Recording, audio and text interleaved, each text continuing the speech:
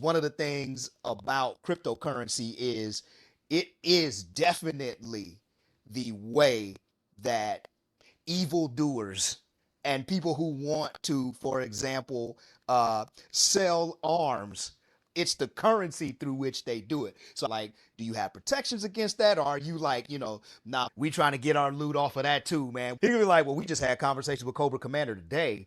And then on the other side, we was talking to Destro, Megatron. Like, hey, are there any precautions that you take? Like, how does that function and factor into your architecture for how you put this out? I want to answer that in two ways. One is I want to point out the amount of crime that has been committed with cash is far greater than it will ever be with digital in the next decade at least, right? And where I'm going with that is the banking partners that have facilitated these are legendary. We could go down the name roster right now, but that wouldn't be very productive for us going forward. When it comes to digital payments, and especially blockchain and cryptocurrency, it is the absolute worst method for crime payments because of the very nature of the technology. The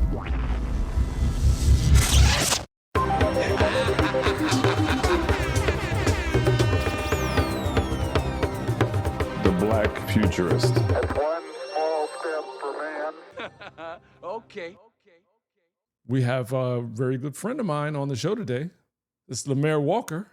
Mer is a designer, a writer, a producer, a strategic builder working on the intersection of culture, technology, and emerging financial systems. And Mer is focused on creating cultural capital engines for fellow artists, creators, collectors, and financiers to participate in more durable and sovereign cultural economy, building products with provenance, commerce, and stable finance infrastructure. Mer is also a graduate interaction design professor at Art Center College of Design, a former Boston Consulting Group principal, former chief product officer at Origin Foundation, and now founder of Superposition Velocity, parent company of SoqWallet and Stable Fusion. Welcome aboard, my brother. Great to be here, man. Been watching the podcast for quite a while now. And yeah, thanks for reading the very complex syllables there. But yeah, that's a good summary. Yeah. Hey, man, we have to start from the beginning. All right, so how did we meet? So while I was at BCG, I was doing a lot of side quests.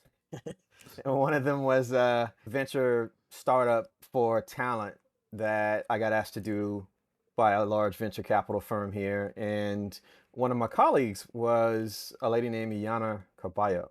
And Iana was a graduate of FAMU. I was not going to try to say that. I was going to spell it out. But yes, that one. And great friend. And she said, hey, the platform that you're building, it has a first phase focus on Black America and Black professionals. You got to talk to this guy out of Howard. He's been doing a lot of what you're kind of wanting to do. Mm-hmm. And so we jumped on a call and you were gracious enough to listen to a very early stage conversation. And we've weathered that storm. Yeah. Still friends today. you yada yada the whole lot, but yeah, that's exactly right. I drove right past all the potholes. That's so good. Hey, I'm not gonna let you just come in here and talk about your new project. You're gonna have to talk about some things. I want you to know. Okay. We talk every 2 weeks at a minimum, and there's a series also of Instagram DMs that come through and it go both ways. There's a whole lot of conversation between the conversation. So we're gonna talk about some things. But I want to start. Artemis 2. See Maurice's face just straighten up. Artemis 2. Go ahead, Mo. You do it. I won't have to do it. What? I just want you to take one word out of what I know you're getting ready to talk about, because while these astronauts are going around the moon, mm-hmm. and during that flight path, they are carrying humanity farther than it has ever been away from planet Earth. Right. You rightfully reference the brother to Artemis, Apollo, and the very many Apollo missions that both went to the moon, landed on the moon, whatever have you. And you like to use one particular word when it comes to those Apollo moon missions. Which is what? Which is supposedly. which every time you say it, my eyes roll to the top of my head. My hand goes over my mouth. My head goes, I make like 8 different emojis that you can pull up on your phone every time you say the word supposed in front of all of the different missions from Apollo that have already been to the moon. So let's pose it to our friend, my good friend Mer Walker. Do you believe that America put men on the moon in 1969? I believe it is possible. Okay, say no more. Say no more. He didn't put the absolute lines around either side of it, right? Either way, it's possible. Maurice won't even acknowledge that. It's absolutely right. No. They definitely did I it. completely and totally reject Lemaire. You my man through my man. So we family already. I'm going to tell you, I'm going to smack a rib off your plate at the cookout because it ain't no potential or supposed or might have happened. It definitely happened. It happened repeatedly. I would love for the culture, which I'll circle back to later on. I would love for the culture and the community to let go of that conspiracy. We can keep Oprah and the KKK and Polo and all that kind of stuff, but man, the lunar landing hurt my soul. Okay. Well, I will say this. One good thing about the Artemis 2 is that it's caused me to do some reading, and I learned about tidal locking. So tidal locking is why we don't see the dark side of the moon, quote unquote. I was always saying, like, I assumed the moon rotated and revolved like the Earth does around the sun. It does not. It rotates and revolves at a rate which we always see the one side. Like the backside is always the backside. It spins one time for every time it goes around the Earth, which means we never see the back of it. It's crazy. Like it's always facing us. So that's interesting. Set up that way. I do want to add a little rejoinder to Mo's offer to remove a rib from my plate. The thing I would want to make sure I'm clear on with my response is I said the word possible. Possible. It might have happened. Or it might not. And this is where I think we have to do our best where we are with what we have to decipher what we're being presented, which goes to a lot of things we're going to talk about here, from tech stuff to kind of culture. But I want to ask y'all a question. So Blue Origin flight with the ladies. Yeah. What were your takeaways from that? That Gail should have worked out before she got involved in this whole situation. I don't know what she was doing. Coming out of that thing, man. She ain't doing no squats. I don't know what she was thinking. I don't know how Blue Origin really moves us forward beyond those old airplane flights, the zero-G flights. It's the same principle. You're not really going into superior orbit. You're going into super low Earth orbit and coming in a constant descent, which is fast enough for you to experience zero-G. Cool. I guess the question is, why all women? Why these women? And I know Aisha Bowe, she's a former NASA person, so that's cool. What in particular are your questions? Rephrase it or add to the question so we can loop further. I can give you an answer to what you said, and then I would love to also hear you add some detail as well. I think the ultimate takeaway for me is that we got an opportunity to see the equivalent of just regular people, not trained astronauts, go really high above the Earth, which hopefully portends that eventually, like in For All Mankind, which we may touch on, that space flight becomes something that is not just limited to people who have had, months and months of training, who are engineers and who are, pilots and military trained and all that kind of stuff. I think that it's supposed to give us some hope that any of us will one day be able to get on a flight and travel to the moon colony. Okay. Where you at with it, Walker? I am challenged with some of the details of the landing in particular and how that was, let's say, presented. Mm-hmm. And it just left me with a lot of questions as to why. Why was that so casually done? In particular, around what Mo was talking about is the future of that kind of travel experience, that didn't look like that was well orchestrated. And I just wondered why. And it just made me start to ask a lot of questions. And I really adore Aisha, right? I had a really great time interviewing her for that project. Yep. And, there was another lady on there, Amanda, who I didn't get a chance to meet yet, but I know of her. And, I've had projects with Jet Propulsion Laboratories. That was some of my first things out of grad school. And, it made all the difference in the world to me.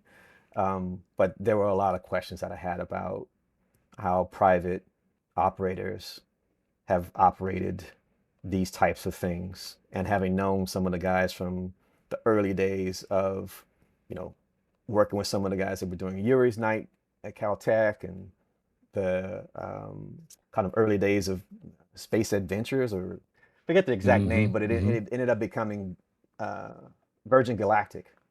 So the guy that runs that, or ran that for a while, is now a congressman, George. Know a lot of those folks and kind of saw some things. So when I saw that one, I was like, well, that's different. Yeah. It's not what I saw with, Virgin Galactic, and how they really ran things the way they ran it when they were doing similar types of flights. So anyway, I was just curious to throw that out there because of Talk about the contrast between that flight and the ill-fated submarine Titanic joint. Was there a Logitech controller involved in either or both? To my knowledge, it was only the ill-fated and improperly named jerry rig sub experience that had a Logitech controller involved. It's one of those things that, so when you talk about NASA and you talk about space travel and you watch the space shuttle land, as we are all men of a certain age who've seen that, there's something that comes along with the bureaucracy of government, which we, of course, get frustrated and tired with. There's a hyper regulation that comes along with it, and a normalization that comes along with it, to where you don't see a landing, like to your point, Lemaire, a landing that looks kind of like, what? Right? And you can get why they letting Gale stumble around, right? Like and so when you have privatization, you've got very different regulations. You've got two different companies that have different ideas. One that would put people in a submarine, and they're going to have the Logitech controller that you could order off of Amazon and get to your house today. And the other one is going to dig into the regulations and the things that NASA uses, and is going to be, minus the bureaucracy of a government agency, be more close to a sort of regulation that gives us the normal experience, I would even just say the confidence that, like, hey man, can y'all land me if I go up there too? Because part of the Blue Origin joint was like, Exactly. You say men of a certain age, which brings me to the first part of our journey into why we asked Lemaire here today. When I was a young tyke, we had freedom. We had a very analog life compared to the people today, right? Just be home before the streetlights come on. But what really expanded my horizons and my radius was what? Bicycle. You get on your bike, you go as far as you want. Just make sure you're back home in time. But we also didn't have, Lululemon and other like traveler style shorts and things. So sometimes if you were going to ride to the store or something, you had to put your money where? In the sweaty sock. In the gym sock. Which brings us to the point. My brother Mer Walker has recently launched his platform called SoqWallet. He named it SoqWallet. I'll let you tell it. But I think somewhere in there it touches on that story. One of the three pillars that athletic activities, wanting to be able to put stuff in your sock without ruining it, is definitely an inspiration. That's ultimately coming from a perspective around privacy and kind of nimbleness that I really like having access to in my life whenever I want it. The third and second part are about a reference to the souk market model in the Middle East, where you have very direct and very peer-to-peer economic activities going on. And it might be any number of different categories of products and goods and just essential things in life that are cultural in nature, right? And then the second part is related to one of the first collaborators that I've been working with for quite a while, Paul Frank, and his first set of creations were sewing socks with his grandmother. And that's actually how he learned how to, apply creative drawing translations over to apparel and now all kinds of different things. So it's a multi-layered kind of meaning set, but it's got all those elements. But the word wallet is key as well, in the sense that we're headed towards a financial future where the notion of your personal and professional and even, let's call it, treasury management is going to be done through a wallet of your choice. And that might be something that happens on a large banking surface, or it might be something that happens on a more private and cryptographic surface. But either way, the idea of this culture kind of being set up to operate in a sovereign way through a wallet is kind of the rejoinder on that. So what is it? What is SoqWallet? What is SoqWallet.com? Give us the high level and bring it down as low as you want. Yeah, I mean, at the kind of yell out the window as I'm leaving the house to tell somebody what it is, it's... Susie, throw it out the window. Sue. Go to .com. It is a new type of e-commerce experience where you can buy art and collectibles, and they do things for you that you don't have to do anything to benefit from. So the idea is that there's a series of iconic creators that I'm working with who will be launching any number of different types of artwork and collectibles that'll be easy to buy in a traditional manner. Use a credit card. There's some advanced technologies that'll roll out in terms of agentic payments and all that for people who want to go in that zone. But in the middle is stablecoins and being able to use things like USDC to pay because you've got a wallet and you know what you're doing. You can already do that there. But over time, we're going to be showing up in people's AI searches. We're going to be showing up in people's agentic kind of acquisition strategies for acquiring collectibles and art. And then the third thing I would say about it is, this is about a capital engine being set up so that a lot of the things that I've seen over the last 15 years of watching a lot of experiments in blockchain and cryptocurrency and, things like, the dreaded acronym NFTs and what that all meant. There's a lot of lessons that I'm applying to building this first version out and having it bridge over to a platform called Stable Fusion that allows those artifacts that people are buying to become what we call composable, that you can actually do things with them in addition to them kind of passively working for you. You can put them into positions in very well protected financial instruments. So that's the 3-layer cake there. Mo, do you have a wallet? Physical, yes. And then I have wallet apps on my phone so that I can use NFTs. Okay. So when's the last time you opened your wallet, Mo? My physical wallet? Yeah. Yesterday. Well, not your physical money wallet. I'm talking about your crypto wallet. You have a crypto wallet? Is that the right term? I have some cryptocurrency. I look at it once every few months. Okay, great start. So, Lemaire, here's Maurice.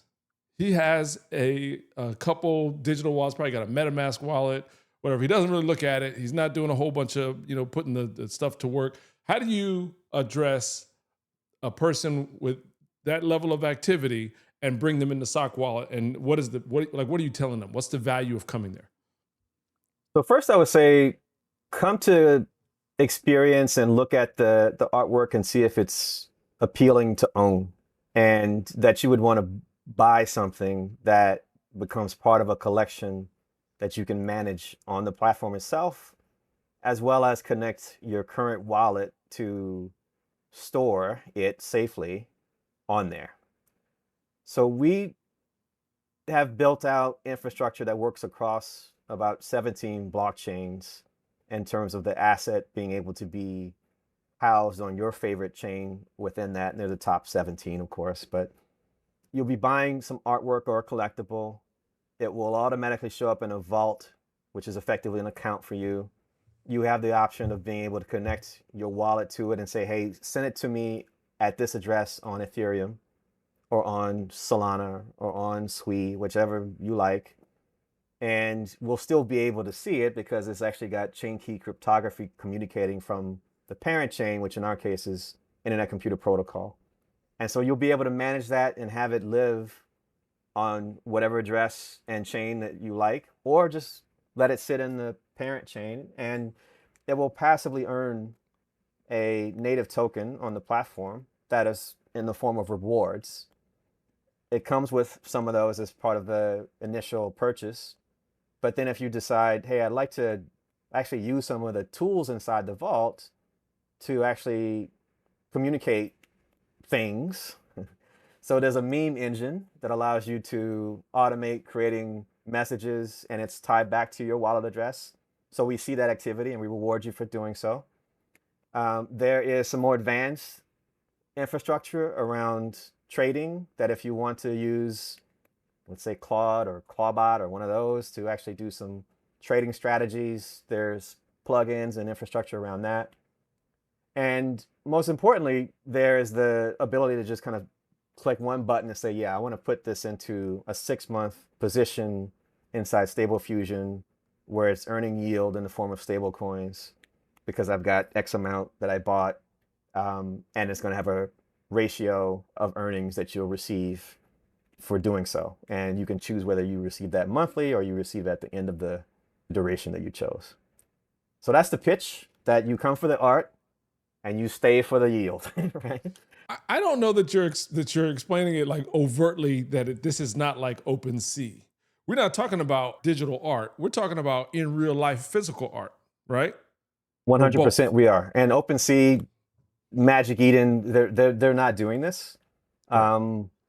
This has always been part of my mission with doing things in blockchain, is that the physical collectible artwork, film, media, all the things that we grew up with and continue to want to see go forward in the future, they get amplified by the digital. They don't get overblown, right?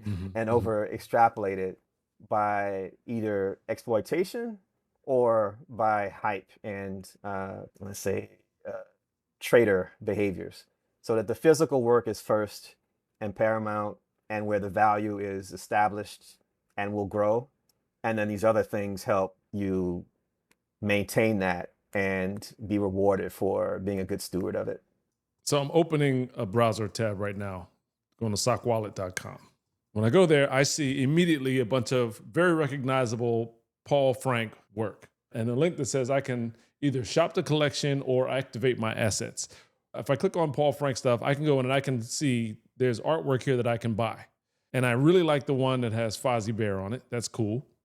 Click on that, Fozzius, and I can order it in 2 different sizes, and I can order it framed or unframed. If I go ahead and do this stuff gets sent to my house.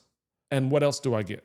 So when it's shipped to you, there is going to be a series of communications that will give you status, as well as a bit of guidance around an owner's manual. You'll find in there that there's a certificate of authenticity for that specific work that has nomenclature around which edition you have and what the title of it is and the signature from Paul.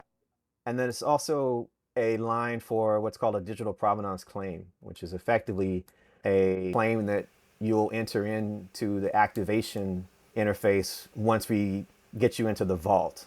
And so you've gotten that physically there, that's attached to the back of the work, and hopefully you'll be able to go ahead and display it, mount it. We'll have some information and possibly some recommended devices for you to use that don't destroy your wall and all the things. We'd love for you to take a picture of it and start kind of earning rewards by putting it up and putting in the code that comes with it. Once you receive it, we're going to receive a message back that, hey, it's a successful landing. And we're going to be able to say, hey, now you take this into the vault, make sure you have your order ID and your DPC, and go ahead and enter that in, and you can go into your account and it's going to show up there as part of your holdings. You'll have the digital receipt and the actual digital twin inside the vault. And then you can start activating it. You can start doing things with it. You can say, hey, I want to go ahead and put it in a position. I want to just earn rewards. I want to take that photo that I shot of it and post it on my social channels with a certain tag. And off you go, right? You're now able to experience and have that artwork there in your house, and you know that it's doing work for you.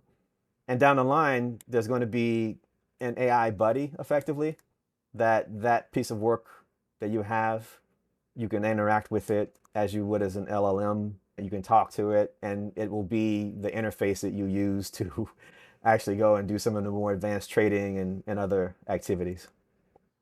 Maurice drives a Tesla. It very much reminds me of early EV conversations where they're like, look, if you buy the car and just hang on to it, don't mess it up. Let it keep on updating. Eventually, you'll be able to send this thing out at night when you're not driving it to let it go earn some money for you. Like, it'll be a taxi that Elon gets to, do all types of stuff with. This very much feels like that. It's like, if you just want the car, you could just have a car ride around in it. But if you want, there's a whole other layer. It's kind of like that. Am I right? Like, you can just have the art. That is it exactly. That ownership in the modern era of an asset that could be very productive to you and for you and with you. We're here. We can have that now. So what do you think, Mo? Let me get inside first my Eric Killmonger brain. Okay. Hey, Auntie. Let's say positive. Exactly. So let's say positively then, one use of this could be understanding the exploitative nature of art museums and how often they take cultural artifacts, oftentimes by force, other times not necessarily through amicable ways, right? Is this potentially a way for someone to create a museum where they say, here are artifacts, but you get to visit this museum virtually, and then you license, if that's the proper term, your artwork that you have to appear in this virtual museum. And so now, again, let's say from the positive side, I'm also thinking as a school teacher. If I want my undergraduate students to be visiting as a part of an assignment, we license this museum. And so, or have a license to use this museum. And so now my students can look at the art, and then they can do assignments based on questions that we may ask them about that art. Is that something that could be done? Am I aiming way too low? How would you respond to that? It's spot on in terms of several of the subsequent extensions that are more than possible and likely. So in 21, when there was all the NFT activity going on and Bryndan was roped into conversations around it, he was nice enough to not say, this is crazy and I don't want to do this, but he did listen. There were conversations we were having at Origin Foundation where I was working with a few museums of note, one here in LA that's going to open on May 4th, by the way, their new renovation. Yes, but no, actually, they're not actually making anything out of that, which I found. But the point I want to say, Mo, is that yes, the idea of we used to call it the metaverse, but the meta museum was the concept around being able to have these kind of digital holdings and the exhibition of them to give access in ways that hadn't been done before. So for instance, the museums are most interested in a very high fidelity capture of the 80+% holdings that they never actually show in the museum for the public to see. And so they wanted to be able to have a way to set up either subscriptions or experiential access for people to be able to see that and display that even in their homes on a digital kind of canvas if they wanted. So absolutely, I see that happening. And then there's still platforms that are standing, like gallery.so and a few others where they have that model where you kind of show the collections that you have across one, if not more, chains. And it's also a place where you can have peer-to-peer sales happen, but mostly it's about kind of giving people a sense of your collector kind of philosophy of the things that you've elevated to the level of worth and something to hold on to. So yeah, spot on. Yeah. And look, so give you this, LeBear, like, he's like, just talk, like fam. My next question, okay, now I'm gonna put my Cobra Commander hat on, because one of the things about cryptocurrency is it is definitely the way that evildoers and people who want to, for example, sell arms on the dark web, it's the currency through which they do it. So like, do you have protections against that, or are you like, nah, fuck it, we trying to get our loot off of that too, man? We selling missiles, we selling we selling arms to anybody who wants it. I don't want to be like, he could be like, well, we just had conversations with Cobra Commander today. And then on the other side, we was talking to Destro, Megatron. Hey, we gonna get with all the evildoers. Are there any precautions that you take? Like, how does that function and factor into your architecture, for how you put this out? I want to answer that in two ways. One is I want to point out the legacy and the behaviors of finance taken into the dark zones. What I mean by that is the amount of crime that has been committed with cash is far greater than it will ever be with digital in the next decade at least, right? And where I'm going with that is the banking partners that have facilitated these are legendary. We could go down the name roster right now, but that wouldn't be very productive for us going forward. But you know who they are, and you probably would discover some new ones. When it comes to digital payments, and especially blockchain and cryptocurrency, it is the absolute worst method for crime payments because of the very nature of the technology. So if you look at what just happened this past week, there's a big scandal in something called Drift, which these names always have a way of kind of telling you what's going to happen. So Drift is one of the larger decentralized exchanges on Solana blockchain. At one point this last 6 months, it was what they call total value locked of 1.5 billion and all the big numbers that give people thrills, right? It's dipped since economic events have happened. But nonetheless, on April 1st, they sent out a message late at night and said, this is absolutely not an April Fool's joke. We are under attack. So much so that we're about $230 million out. And we're looking into this and we have to understand this, blah, blah, blah, blah, blah. What was happening was they were effectively being drained and converted over into USDC stablecoin and then over to Ethereum. So they were hopping. And what they discovered was that the messages that they had with a certain group of people who had put $1 million worth of their own currency in stablecoin and fiat into the system were front parties for the North Koreans. And so there were nation state actor level hacking, let's say, warfare elements going on with what was happening there. So on the one hand, you have actors like that are out there, and there are others who are actively kind of siphoning funds because a lot of startups just don't have the operational security and the protocols, and there's high trust, perhaps even over trust going on around something was supposed to be trustless, right? Mm-hmm. That you're supposed to be putting stuff into rock solid kind of computer smart contract AI, but it all got infiltrated by bad actors that have been pirates for all of mankind, right? And they figure out a way to get in there. So to wrap up, the way I'm looking at it is I've used in this first build some of the most regulated and backstop capable systems, from Stripe to PayPal to Coinbase to several of the main wallets, and how they all flow into a system that has gates where human in the loop moments have to happen to approve Bryndan transacting on the site, and that he is who he said he is when he used stablecoin to buy it through Stripe. And then the system said, hey, this one's ready to go. And then we have to look at it and say, yes, this is a real person. This is not a bot.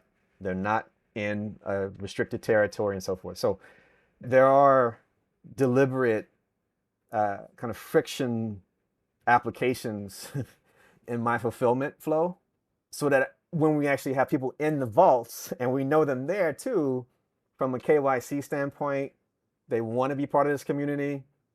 They're safe with their information being encrypted so that it's not going out, but they're safe with it actually being in the system so they can be rewarded and that they're part of a community. So my take on it is it's just going to be a smaller community on purpose, and not trying to say, hey, we need to let the Visigoths in here and do what they do. We're just not going to do that. This is really at the culture kind of epicenter that I'm wanting to bring about. So I hear you, and it's a real thing. It certainly is a problem. You can also look at what Tether and USDC have done, which is they claw back funds repeatedly. They blacklist wallets repeatedly. And so there are controls around illicit activities. And maybe there's even, in some cases, too much oversight. But at this point, it's kind of a necessary evil. This speaks to the genius of the one James Brown, who told Eddie Murphy that if you have $1 million, you need to bury it in the ground, or the government will take it. Well, this has been recorded, so I don't want to talk about that. I don't want to talk about that part. I don't want to talk about that. They listening. James was saying also, if you got that $1 million buried in the ground and the government don't know nothing about it, and you ain't got to pay no taxes. and Sam was like, oh, hell no, Mr. Brown. We're aware of every red cent you've ever buried in your backyard in South Carolina. We taxing you on that and them other holes that you buried too. So why is SoqWallet, how is it different from Shopify? And two-parter, when they see the success that you build with this Paul Frank collection and the success of selling that incredible art with the digital element behind it, how do you protect the process so you're not hit over the head and just cloned? I don't think I can not be cloned in this age of AI and scraping and all that. Where I believe the value will last and the economic kind of, let's say, exchange is in the work, is in the actual creative, intellectual property-based artifacts. And so with Paul, I am a licensee of the parent brand out of Singapore that owns it and operates that. And we've gone through and do the quarterly tap dancing we have to do to make that all work out. And then the other creators that are coming on board are all, signature artists that when they create something, it's going on a new registry, which is what SoqWallet is as well. And that going forward, it will be, IP and royalty managed for them with the system. So in terms of Shopify and any number of other systems that doesn't build with Shopify, even though I highly respect the hustle, right? Like they are the big player. There's nuances around how I wanted to be able to control at a deeper code level what's actually happening with this, for some of the reasons we just talked about with Mo, in terms of being able to control payment flows and transactions and other things down the line, particularly with the blockchain stack that's integrated. But I see them turning on all the things of today, right? They have their X402 payment infrastructure with Coinbase. They have a new AI embedded agentic system that's going to build elements for you and execute. I just have had a few hiccups with clients with them over the years that were pretty serious and I'm going to use the word draconian. It was just not they were not forgiving. They did not forget. And they were not gonna support. It Right. was chop. So that kind of made me think about this in a way that says, hey, the more that I can build this as a kind of proprietary element and stack, the better off I'm going to be over the long term. What other forms of art can you or are you thinking of offering in the store? I mean, we got visual art. We got Paul. The collection is incredible. If a music artist comes along, is that something that lives in your store?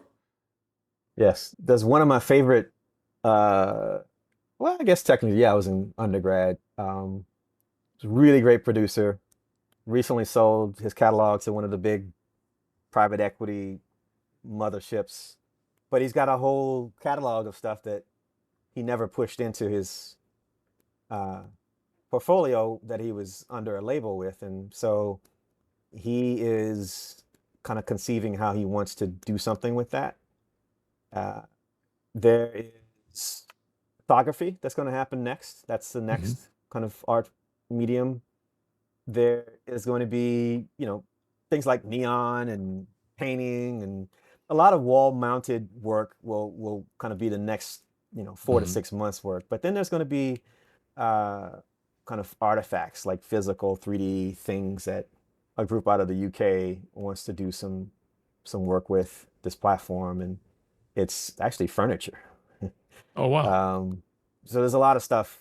There's a high-end automotive group that has a vision for wanting to do something with a transportation device. So it's going to be broad ranging, and then it closes, obviously, as you know, there's going to be some film and TV stuff in there too. Awesome. One of the things about your work is that it automatically sits at the intersection of culture and commerce, art being, of course, a big aspect of culture. Now, as Black Futurist Podcast, we talk about the culture. And when we talk about the culture, we're talking about African American cultural mores, ideas, conceptions. Where does your work land with regard to the culture in general? What are some considerations you've thought about? Where does it land? Well, first, it always kind of starts from a challenge that goes back to my favorite author, Ralph Ellison. There's the collective and there's the individual.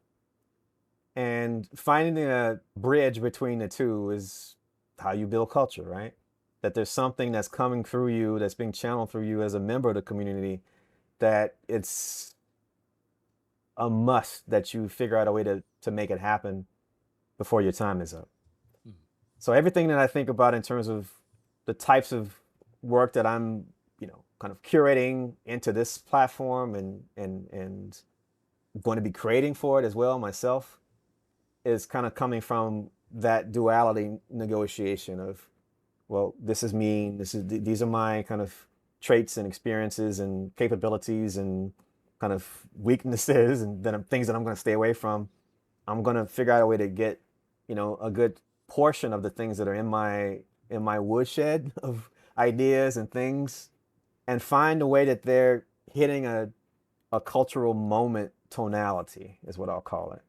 Where there's something in our times and or our previous kind of experiences that resonates, and try to align that with the moment using this tech stuff, using, the aesthetic kind of capabilities that I have, and try to get it out in that moment that ignites. So when I was doing stuff with advertising, we had this whole thing around phenomenon and another big word, but phenomenology, right? Like, you have an experience, you're looking at something, it's pulling something out of you and putting something back into you at the same time. And that's all reflective of the capital V culture, right?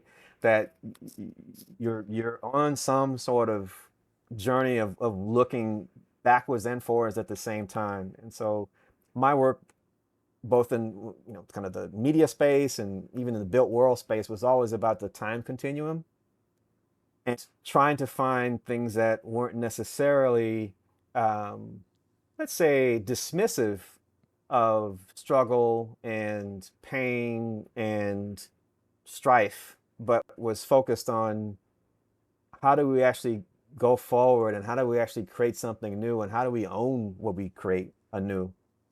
That's a long ass way to answer your question, but those are the things that come to mind when I think about the question of culture and how I try to dig into it from my own kind of pathway to the collective pathway. I want Like to know. B always says, where does the brother from Cleveland fit in? And B, if you want to continue on that concept, of course I do. I'm changing the subject slightly, and I want to know, like, you've got this incredible Paul Franks collection. I want to know why you chose this. How is it different than his previous works? I'm sure you got numbered and signed prints coming out. What is the device, the mechanism for stapling the physical to the digital entire universe? Meaning, like, if I give mine to my neighbor, I could still keep the tokens, et cetera, right? Or not? Like, what's supposed to happen and what are the challenges? So that's a multi-part question, right? Mm-hmm. So the first thing is, I got introduced to Paul 15 years ago now, and I'd seen the work in terms of like the apparel and other things, and I kind of understood him from a certain, alignment around my timeline of being in college when his stuff popped off, right? The guy who introduced us was a really incredible mentor of mine. He was a production designer. He was the first person I got to work on sets and things of note in Hollywood. The first project was actually a Janet Jackson video. So he was a big influence on me. And he passed away last year, and we've just been talking about a lot of different things, Paul and I, about, working on some stuff. And part of what we're commemorating is 1995. That's when I met the guy who introduced us. That's also when Paul started his brand. Okay. And so we looked at it and said, hey, there's a way to celebrate 30 years of this brand having staying power through all the ups and the downs and all that. People still have a good feeling for it. It's, as they say, big in Japan, right? That was actually one of the first places that it really took off. And we're now doing some stuff with a museum here dedicated to the Japanese American experience around it. So there's a lot of layers around why Paul and I have kind of worked on a lot of different endeavors, and this one was a way to really kind of culminate that with doing this collection and the things that'll follow. So in terms of the experience of ownership of the work, and or if you must sell it, the vault is going to facilitate peer-to-peer trading and sales, purchases. Part of the handoff is going to be that there's a condition report that goes along with the actual work. Mm-hmm. And you have to fill that out along with the DPC and the number and some photos and so forth as a bundle that will go over to the buyer, who can then inspect it and see it. And yes, I want to go buy it. In your case, you pointed out they're just across the hallway from you, right? Ideally, people would sell the whole bundle, physical and digital.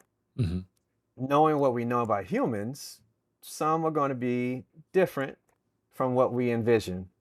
I'm personally okay with that. If the collector who's buying from them says, hey, I don't even care about that extra money that you can earn over there for some reason. I just want the physical work in my space, and I'm good. Okay, fine. You came up, right? Most likely, though, people are going to look at it if they're in the vault, say, no. All that infrastructure is the real value of this work of art in the digital and the financial space. They don't get separated for me to buy it. There's some details around the mechanics. I don't want to get into too much of it, but I'll just put a word out there. Steganography is part of the image protection. Google's steganography privately and secretly off camera.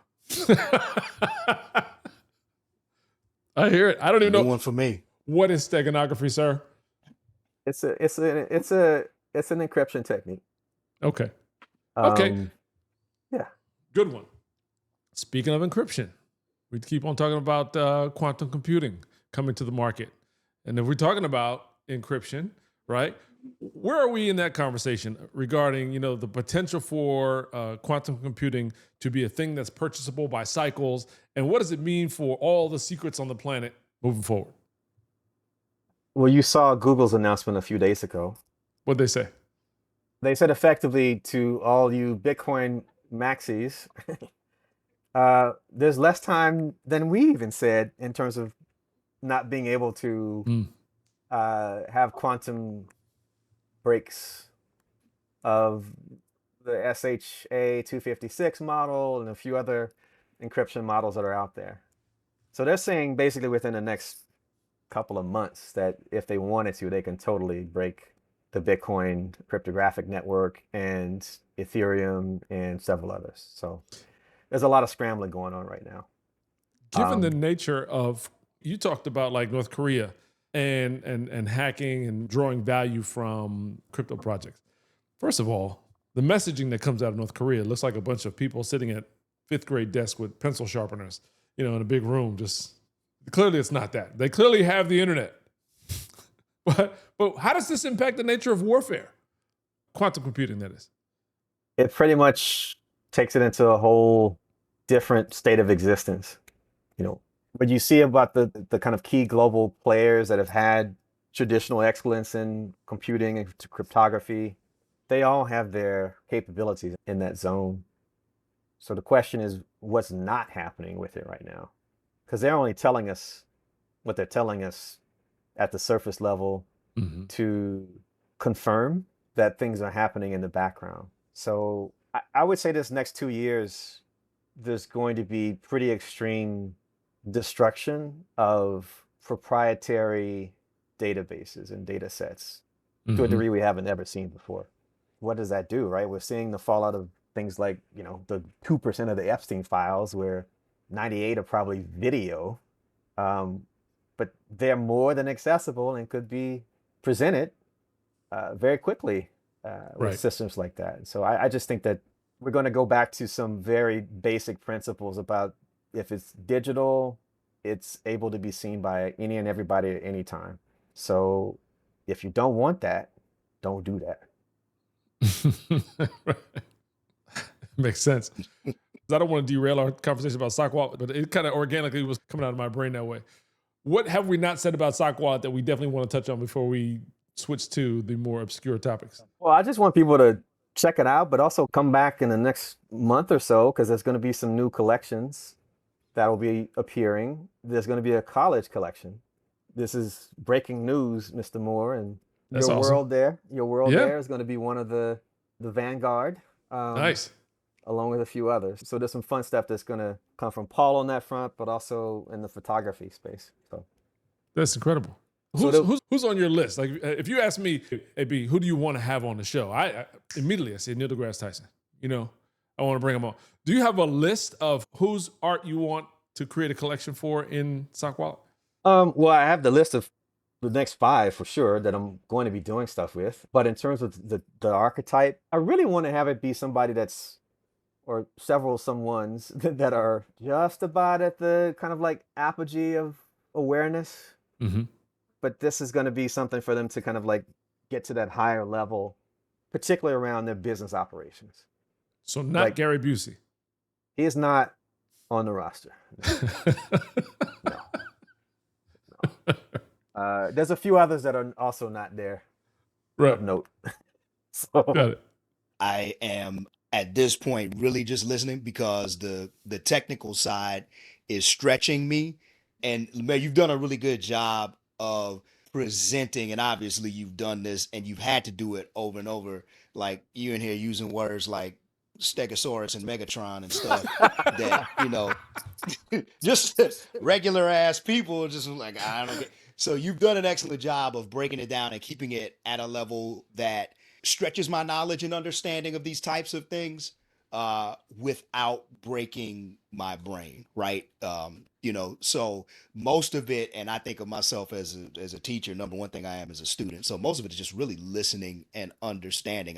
So one piece that you addressed, because I guess from, what you're talking about, Howard is going to be or Howard folks are going to be a part of some of this next rollout and things that are, that you're engaging with? Because that was going to be my question, like to follow up on the notion of the culture and where it goes. And so to me, that speaks to someone who is thinking about those things and who is purposefully responding to and literally centering the culture and aspects of the culture, in a thoughtful way. So that's my long Thanks, ass winded man. way of saying you answered the questions I got. So I appreciate about it, man. that. I appreciate it. Is that a "That's What I Do" shirt, Maurice? Close enough. So I wore this purposefully. I'll raise up a little bit. I wore this purposefully because, of course, this is one of those pieces of artwork. There you go. It's one of those pieces of artwork, if I'm not mistaken, and we can look this up and people are going to, hit us up in the comments or whatever. But if I am not mistaken, it was something that a kid did, like an elementary school kid made this drawing. And it's just, Barack Obama playing basketball. I think it was closer to the time when he was president. And Yeah. it blew up. People were like, we love this art. And so to me, it made me think about exactly what we're talking about. And Lemaire, so like this would be the type of thing on one hand, so now it gets on t-shirts and, hopefully proceeds, partially went to maybe helping this kid's classroom or whatever happened. And maybe I just created that lore on my own. I think that's what happened. But even if it's not, it just made me think of this is the type of artwork, right? The type of place that could be encompassed by SoqWallet, right? Like here is this entire genre of fifth grader art. And, because fifth graders come up with dope shit like this, right? Like here's Barack Obama as the Jordan outline, right? So something that speaks to the culture and something that, centers us. Barack Obama is ostensibly one of our heroes, right? So this was very, very purposeful. And yeah, it can be funneled into the notion of when Barack let it gooseneck and had to pull his mask down, like, that's what I do. That's what I do. So yeah, absolutely. It's very, very thoughtful and specific choice. Nice. And something that speaks to the type of thing that I would go onto a SoqWallet looking for, right? I would go onto a SoqWallet and be like, where the black people stuff at? And let me find the stuff that speaks to me, right? Let me find there it is right there. Let me buy that. Let me incorporate that into the stuff on my website, right? So it's the way I thought about it. Right. So Lemaire, the model is about curated collections. It's not about a public utility. Yes. Right. That's awesome. Yes. Very good. So there's an intention to kind of amplify cultural success. Nice. So if there was a storage unit that had a bunch of Kobe's left shoes and you got a call about it, is that a thing too? Because you'd be like, hey, man, I got 80 game-worn Kobe left shoes and we want to make that into a collection on SoqWallet. Is that a go or no? Could be. Depends. If it's Vanessa, right? If it's Vanessa. Yeah. If and as you know, during Origin Days, we had a project sort of in that realm with her. But it depends on the vision of the holder. What do they want to have happen when people actually acquire it? What I want to make sure is that these are things that establish value, retain, and extend value for people. So I was just looking back to the acquisition that Eddie Murphy did of the painting that was at the beginning of Good Times, right? Yeah. And everything that happens after an artist is gone or after a creator is gone.